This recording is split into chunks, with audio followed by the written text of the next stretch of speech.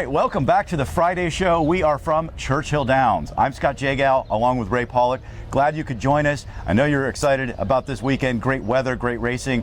Let's start. We got a lot to get to, but let's start with the post position draw. Todd Pletcher did not get any favors. No, that's right. Materiality and Carpe Diem, his top two horses in the Derby, both drew down on the inside. It's not where you want to be, especially Materiality, who's only had 3 career starts. There's a lot of pushing and shoving that goes on out of the gate down there, and if a horse doesn't have a lot of experience, he can get intimidated. So not good for those two at all. I think there's a case to be made, in fairness, for changing the system. I like the random nature of it because it's exciting, but in fairness to these guys who put in so much hard work and they go on the Derby trail, they get the points needed to get in, I think they deserve a little bit of a reward for having the most points. So doing something like weighting it, like they do with draft lotteries and other sports, so that if you have the most points, you have a better chance of getting a favorable post position. Yeah, I mean, look at the Indianapolis 500, for example. You have the fastest time in the time trials, you get the pole position. That's the one everybody wants. It should be the same way in racing. You have the most points, you get the first pick. Speaking of picks, we'll be making our Oaks and Derby picks here in a minute. But before we get to that, we want to talk about how to bet the Kentucky Derby. Ray, what's your style? Well, my style hasn't been that good as far as picking winners, but that's all I try to do. I like to bet to win, and I like exactas. I don't go for all the fancy trifectas and superfectas and pick 3s and pick 4s and pick 5s. Just a win bet. It's hard enough in a 20-horse field, and an exacta. Of course, I like to make things a little more complicated, so I like the trifectas and the superfectas. But we asked around the backstretch to see what other people do when they bet the Derby. I'm very sophisticated, so I oftentimes just lose. Make a stand. I don't want to hear that you've got the 1, 2, 3, 8, 11, 15, and 17 on top. I think a $2 bettor can figure out a superfecta or something, throw a long shot in with a couple of favorites, and you're liable to walk out of here with enough money to buy your new home. Right now, if I was going to bet, I would have to go to Mr. Baffert's barn and just start looking. How do you approach betting the Derby? With both hands. I should add that he did say don't bet more than you can afford to lose. Yeah. All right, if you're looking at the Derby in a historical context, think about this. Dwayne Lukas, there's only one trainer with more victories in the history of the race than Lukas.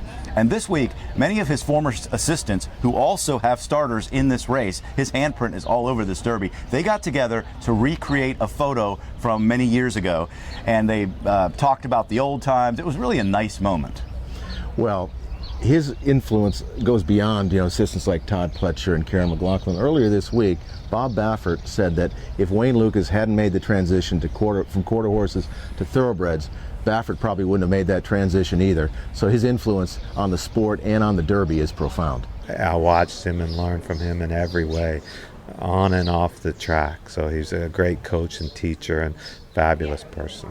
Well, I've got different stables and different locations too, and I, kind of use the same philosophy. All the assistants, trainers check in, no time's bad time to call, and they all get there early. Every one of them had extreme talent, so I think from a standpoint, all I did was maybe organize them a little bit, give them a little nudge, tell them that 3 a.m. is maybe being late. All right, Ray, the moment of truth has arrived. It's time to make our picks. Let's start with the Kentucky Oaks. Who do you like? I like Stellar Wind. The Santa Anita Oaks winner was very impressive, really unchallenged down the stretch. I think she comes in a little bit under the radar. She is the morning line favorite, but I think she's the best filly in this race.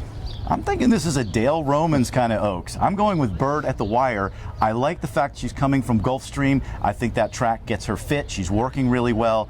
So Bird at the Wire to win the Oaks for me. Moving on to the Derby. Everybody is talking about American Pharoah.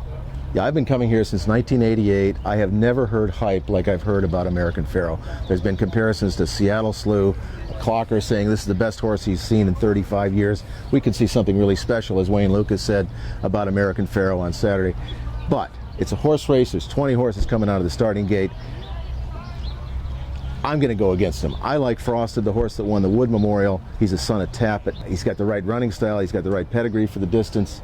I like him. I like Danzig Moon as a long shot. He's coming up to this race really well, I think.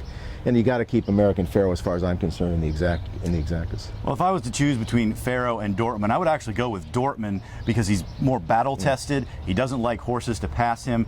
I think if Pharoah is what everybody says, it doesn't really matter. Everybody else is running for second, but it is the Derby, and I like to pick long shots in the Derby, so I'm not going with either one of them. I am going with Bolo. He's been the long shot that I've been on for a while now. I don't think we've seen the best of him. I think he's had a couple of excuses in his last races, And if he takes to the track and if he's in good form, I think he has a chance to upset the Kentucky Derby on Saturday. And I also like Danzig Moon, as you pointed out. He's a must-use in the exotic. So I'll be playing those two as my keys. If Bolo wins it, I've got the Bolo tie That's ready right, to take to Baltimore for the Preakness. I said I would wear it, so good luck with Bolo. All right. Good luck with all your wagers. Happy Oaks and Derby Day. We'll see you next week, and we'll leave you with a few scenes from Churchill Downs.